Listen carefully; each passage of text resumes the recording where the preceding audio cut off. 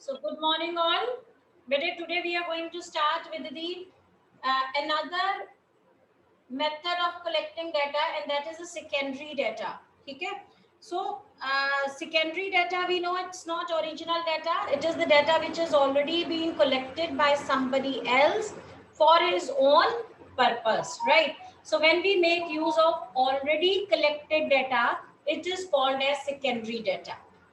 So from where can we obtain the secondary data? There are various sources of obtaining secondary data. We classify all these sources into two broad categories. One, published sources, and another, unpublished sources. So depending upon your purpose of inquiry, depending upon how accurate data you want, depending upon your sphere of inquiry, you can make use of published or unpublished source of data. Okay. So what are the various published sources available to us? This you should know, right? If I give you one project, and because of COVID you are not able to move out and collect primary data, your next choice will be that of secondary data, right? So I will encourage you to collect secondary data. But then from where to collect the secondary data? You should be aware of the various sources of secondary data. So let's see what are the various sources of collecting secondary data. First main source is बेटे government publication. Government publication means हमारी government, हमारी country में जितनी भी central या state government जितनी भी publications उनकी होती हैं, जितनी भी वो डाटा जो कलेक्ट करते हैं एंड देन उसको पब्लिश फॉर्म में पब्लिक के पास अवेलेबल करवा देते हैं, उनको कहते हैं government publications. So what are the various government publications? This also you should be aware of. I'm writing down the names of certain government publications. One is RBI Bulletin, right? Then another could be Annual Survey of India.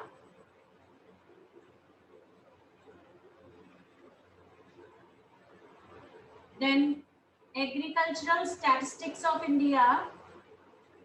This is you can judge from the name agricultural statistics. It would give you data related to agricultural statistics. Then annual survey of industries hai, sorry, this is annual survey of industries. Then agricultural statistics of India. Similarly, economic survey is there. Many other publications are there, like report on currency and banking. ठीक है, currency and banking से related आपको कोई भी data collect करना है, report on currency and banking. So these are the basic published sources of government, central as well as state government. So I'm repeating the names of these: RBI Bulletin, okay, Reserve Bank of India Bulletin, Annual Survey of Industries, Agricultural Statistics of India, then there is Economic Survey, then Report on Currency and Banking. So government जो publications होती हैं बेटे, they are fairly reliable, क्योंकि government के पास resources की कमी नहीं होती है. So government generally make use of census method for collecting the data, which is more accurate, so and fairly reliable. So if you want to get reliable data for your project work, you can make use of government publication. Next bit is semi government publications are there. Semi government bodies जैसे कि municipal corporation है, so they collect data regarding birth, death, Right now, whenever you open a newspaper, the first thing which you see is in Jalandhar में इतनी deaths हो गई, ठीक है? So वो जो death का data है, that is collected by municipality. If you are aware, आपको बर्थ सर्टिफिकेट बनवाना है तो भी आपको म्यूनिसिपल कमेटी के पास जाना पड़ता है, डेथ सर्टिफिकेट बनाना है तो भी म्यूनिसिपल कॉर्पोरेशन के पास ही आपको जाना पड़ता है. सो बिकॉज हमने अपना बर्थ और डेथ वहीं से सर्टिफिकेट बनवाना है, उनकी रजिस्ट्रेशन इनके पास है, which means they have all the available data regarding the births taking place in your city and the deaths taking place in your city. So if you want to have information such as, you know, regarding birth, regarding health, regarding education से related कोई data चाहिए आपको, health से related data चाहिए, तो ये सारे जो फील्ड हैं वो लोकल गवर्नमेंट के पर्व्यू में ही आते हैं.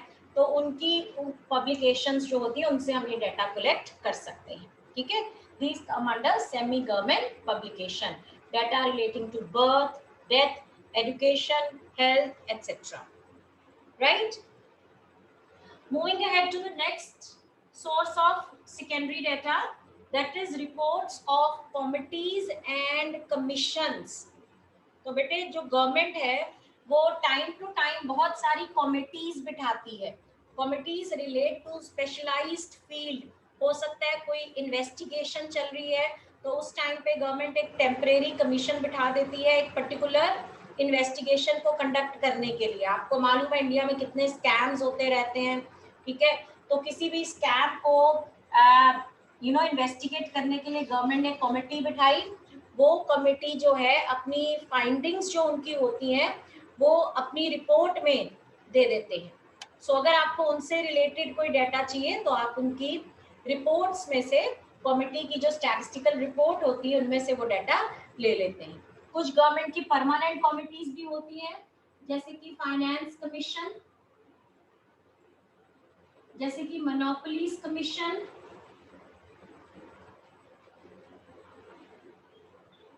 Like pay commission. Government time to time after every 10 years pay commission बिठाती है सैलरीड पीपल की पे को रिवाइज करने के लिए. ठीक है, फाइनेंस कमीशन जो कि ये बताती है कहाँ कहाँ से कितना हम गवर्नमेंट फाइनेंस कलेक्ट कर सकती है और सेंट्रल और स्टेट में किस तरह से उसको डिस्ट्रीब्यूट करना है. सो ये सारी कमीशंस भी अपनी सर्वे करती रहती हैं, इन्वेस्टिगेशन करती रहती हैं और ये जो उनका स्टैटिस्टिकल डाटा कलेक्ट होता है ये अपनी पब्लिकेशन में दे देती हैं. सो अगर आपको इनसे रिलेटेड कोई डाटा चाहिए, you can refer to the reports of these committees and commissions. Right? The next bit is publications of trade associations. Trade associations, कुछ firms, similar firms मिलके अपनी associations बना लेती हैं. जैसे आप जलंधर में देखो, नकोदर चौक में जाओगे वहां पे आपको प्लाईवुड की सारी शॉप्स मिलेंगी और उन्होंने अपनी एक एसोसिएशन बनाई होती है, प्लाईवुड एसोसिएशन. ठीक है, यहाँ हार्डवेयर की शॉप्स मिलेंगी, हार्डवेयर एसोसिएशन वो बना लेते हैं अपनी.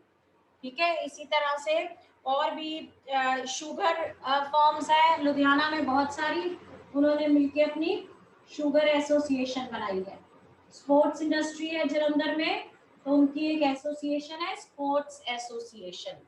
ठीक है, ये एसोसिएशंस क्यों बनाते हैं? ताकि ये लोग मिलके इनकी कोई भी particular common, because they are sports association comprises of all the sports forms of Jalandhar. तो कोई भी इनको कॉमन प्रॉब्लम फेस करनी पड़ती है, फेस करते हैं, तो उन कॉमन प्रॉब्लम्स को ये एसोसिएशन के थ्रू सॉल्व कर सकते हैं और अपनी आवाज गवर्नमेंट की तरफ, कोई भी if they are having any problem, they want certain grant from the government or they want reduction in taxes, so this association gives them a united front and they can put up their voice. ठीक है, तो association का मतलब आप अच्छे से समझते हो. जैसे हो सकता है आपके पेरेंट्स ने भी मिलके कोई एसोसिएशन बनाई होगी, हम स्कूल्स ने भी एक एसोसिएशन बनाई होती है. ठीक है, तो एसोसिएशंस जो हैं दे उनकी अपनी एक रिसर्च डिवीजन भी होती है. वो रिसर्च डिवीजन जब रिसर्च करती है तो अपनी फाइंडिंग्स वो अपनी पब्लिकेशंस में प्रिंट करवा देती है. ठीक है, वो पतली सी एक उनकी बहुत बड़ी मैगजीन नहीं होती है, 4, 5, 10 पेजेस की एक वो जर्नल सी छाप देते हैं तो न्यूज़पेपर से इट्स अ बिट शॉर्ट और मैगजीन से थोड़ी बड़ी होती है, 7-8 पेजेस की होती है। अगर आपने हो सकता है आप कभी आपके घर में आई भी हो ऐसी पब्लिकेशन, तो उसमें जो भी डाटा रिलेटेड टू अगर प्लाईवुड एसोसिएशन की जर्नल है तो प्लाईवुड से रिलेटेड डाटा, कोई नई फाइंडिंग्स आई हैं उनकी, या उनका क्या प्राइस चल रहा है आजकल, ठीक है, कहाँ कहाँ पे अवेलेबिलिटी है इसकी, तो इसका सब्सटीट्यूट क्या है, ये सारी चीजें के बारे में अगर आपको नॉलेज चाहिए you can refer to the publications of trade association. Next बेटे पब्लिकेशंस ऑफ रिसर्च इंस्टीट्यूशंस, ये मिस हो गया था, पब्लिकेशंस ऑफ रिसर्च इंस्टीट्यूशंस। तो इंडिया में रिसर्च इंस्टीट्यूशन है बेटे, दो नाम हमेशा याद रखने आपने, one Indian statistical institute,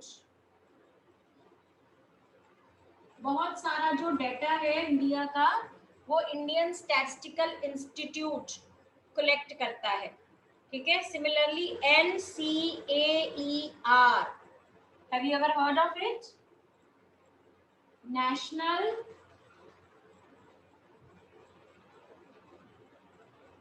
council of applied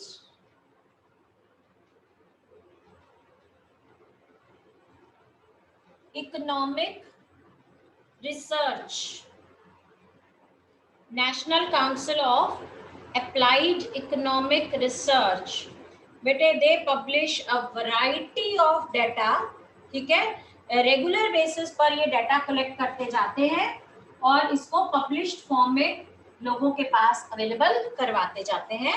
so right now the you have such a good facility, you have internet, you just google this www.ncaer statistical data, तो you will come across lot of data।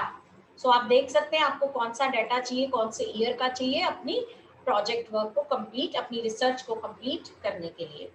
You could be a journalist जिसने कोई article लिखना है, तो उस article के लिए आपको हो सकता है प्रीवियस फाइंडिंग्स की जरूरत हो, आपने कोई कंपैरिजन करना है, एनालिसिस करना है, so you can refer to this data, this source of secondary data, ठीक है, Indian statistical institute and national council of applied economic research. So these are the publications of research institutions which you can refer to. Then beta publications of research scholars, research scholars जो लोग research करते हैं, you are aware के graduation degree होती है जो आप +2 के बाद करते हैं, उसके बाद एक पोस्ट ग्रेजुएशन डिग्री होती है जिसको हम मास्टर्स कहते हैं, उसके बाद बेटे there is research degree as well जिसको आप एमफिल या PhD, ठीक है, डॉक्टरेट ऑफ फिलोसफी जिसको हम जनरली कहते हैं PhD।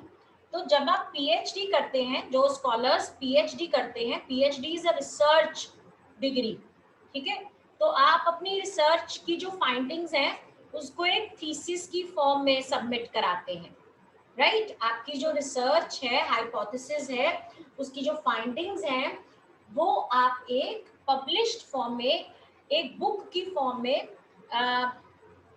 उसको कंपाइल करते हैं, उसको कहा जाता है थीसिस, ठीक है। अब ये थीसिस जो है, जो भी रिसर्च स्कॉलर जिस भी यूनिवर्सिटी के अंडर कर रहे हैं, आपको एक कॉपी या 2 कॉपी जो भी एज पर देयर प्रोटोकॉल, आपको उन अपनी रिसर्च की कॉपी उस यूनिवर्सिटी में सबमिट करवानी पड़ती है।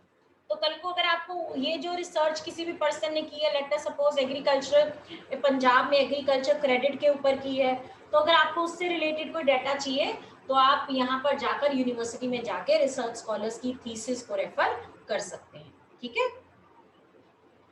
Clear.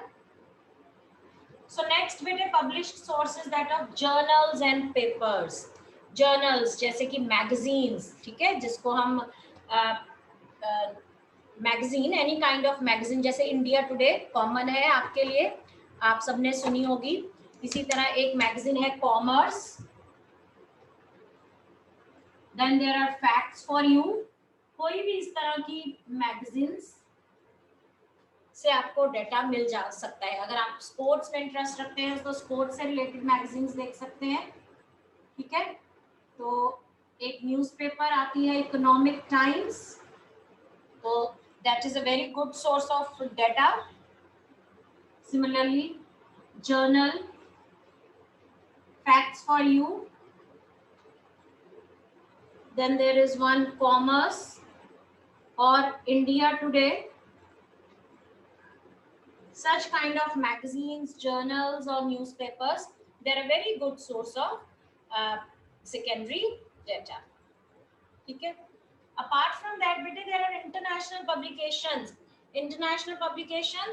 that of international bodies like WHO, World Health Organization. So आज जैसे हम पेंडेमिक से गुजर रहे हैं, तो अगर WHO की कोई भी पब्लिकेशन, कोई भी फाइंडिंग आती है, तो वी आर वेरी मच, हमें लगता है कि अच्छा WHO ने ये ऐसा बोला है तो ऐसा ही होगा, ठीक है। That's such a reliable source. Similarly world bank की या इंटरनेशनल लेबर ऑर्गेनाइजेशन की, ये इंस्टीट्यूशंस आपने सुनी होती हैं, UNO, यूनाइटेड नेशन ऑर्गेनाइजेशंस, ये सब बेटे टाइम टू टाइम अपनी फाइंडिंग्स पब्लिश्ड फॉर्म में अवेलेबल करवा देती हैं।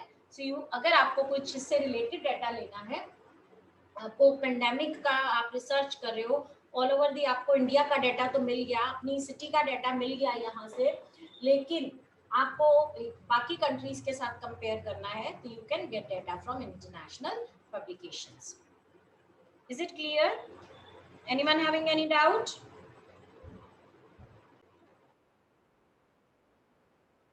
Okay, so apart from published sources, there are certain data which are available in unpublished form as well, ठीक है। तो अनपब्लिश्ड हमारी कोई गवर्नमेंट ऑर्गेनाइजेशंस हैं, प्राइवेट ऑर्गेनाइजेशंस हैं, ये अपने रिकॉर्ड के लिए बेटे, अपने ऑफिस रिकॉर्ड के लिए कुछ डाटा कलेक्ट करती हैं। तो अगर हमें उनमें से कोई डाटा चाहिए, तो हम, जैसे हमारा टीचर्स का डाटा है, ठीक है, about our qualification, about our teaching experience, about our age, our address, all this data is available with our school office.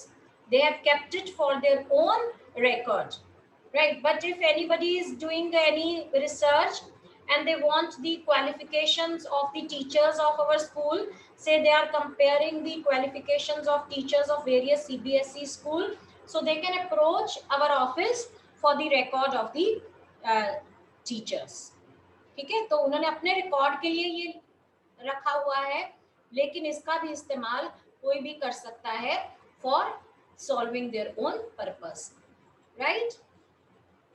So unpublished sources जो कि पब्लिश्ड फॉर्म में नहीं है, सेल्फ यूज के लिए या ऑफिस रिकॉर्ड के लिए अपने पास रखे जाते हैं, इनको अनपब्लिश्ड सोर्सेज ऑफ डाटा कहा जाता है, ठीक है। So now we have covered both the sources of of secondary data, published as well as unpublished.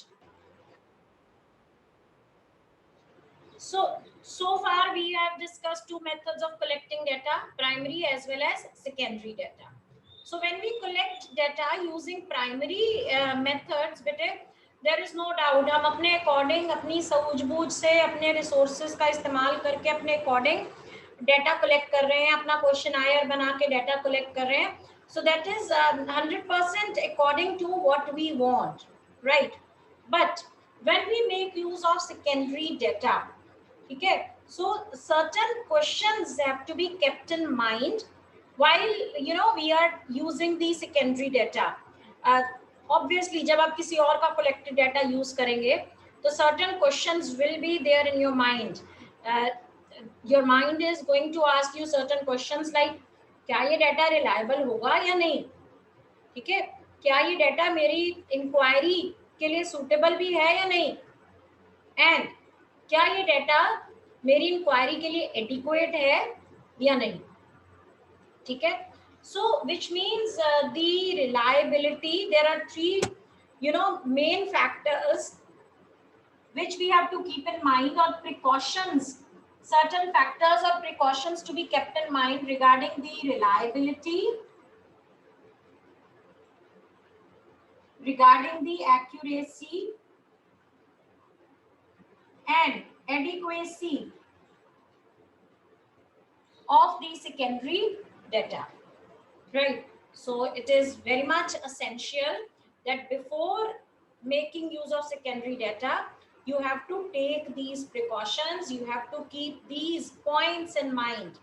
First point which is to be kept in mind is ability of collecting organization. ठीक है, आपको मैंने एक project दिया है, आपने उसके लिए डाटा कलेक्ट करना है, तो जिससे जो भी सोर्स से आप डाटा कलेक्ट कर रहे हैं, आपको ये देखना पड़ेगा उस जो डाटा जिसने ये डाटा कलेक्ट किया था पहले, उसकी ability, you have to see the ability of the organization which collected the data, which had collected the data. आप तभी बेटे, आपके लिए ये डाटा तभी यूजफुल होगा अगर जिसने ये डाटा पहले कलेक्ट किया हुआ है वो एक एक्सपीरियंस्ड और impartial investigator रहा था. If that person who collected the data earlier was an experienced investigator as well as impartial investigator. ठीक है, सो बेटे जब भी हम सेकेंडरी डाटा यूज करते हैं ना, तो उसके नीचे हमेशा उसका सोर्स आता है, राइट? आप अभी नेट पे चेक कर लीजिए, कोई भी डाटा उसके नीचे उसका सोर्स आता है, ये डाटा कहाँ से कलेक्ट किया गया, किसने कलेक्ट किया, किस टाइम पे कलेक्ट किया. तो आप सोर्स चेक करिए.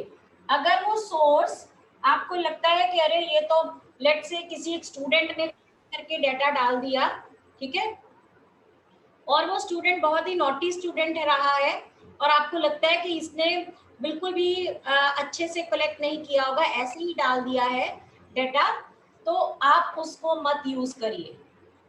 The first thing which you have to check before making use of secondary data is the ability of collecting organization.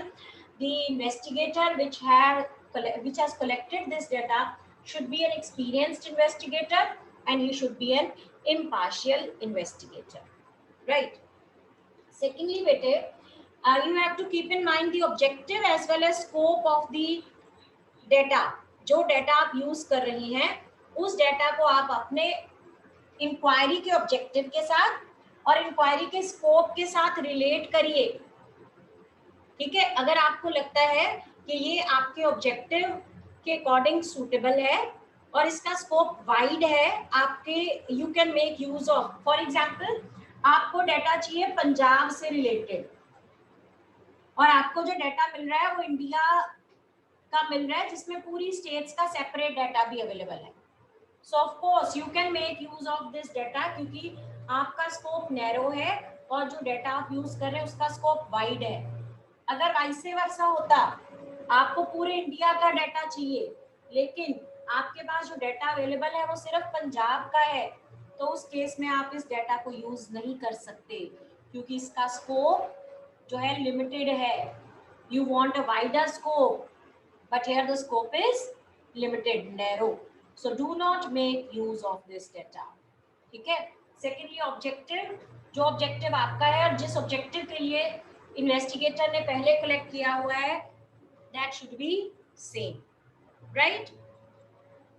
Then next is बेटे method of collecting data.